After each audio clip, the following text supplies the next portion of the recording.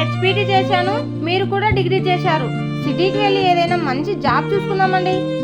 ఈ వ్యాపారం నాకు నచ్చడం లేదు. అవి లేవా ఇవి లేవని అన్నీ తీపిస్తారు, ఏవి నచ్చలేవని వెళ్ళిపోతారు.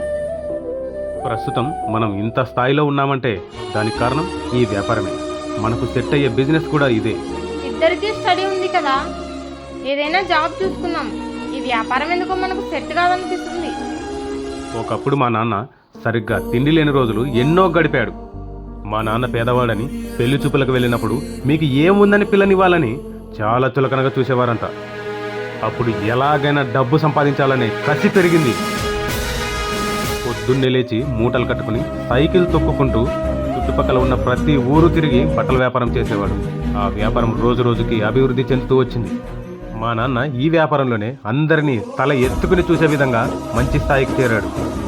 నన్ను, మా అక్కను, మా అన్నను కష్టపడి చదివించి మాకు కష్టం అంటే ఏంటో తెలియకుండా పెంచాడు. మనం సిటీకి వెళ్ళి నెలకు 1,00,000 సంపాదించినా మా నాన్నకు సంతోషంగా ఉండదు. ఎందుకంటే కష్టంలో ఉన్నప్పుడు కలిసి వచ్చింది ఈ వ్యాపారం. జాబ్ ఎంత పెద్దదైనా సరే బానిసత్వమే. బిజినెస్ ఎంత చిన్నదైనా సరే స్వతంత్రంగా మనకు నచ్చినట్టు ఉంటుంది.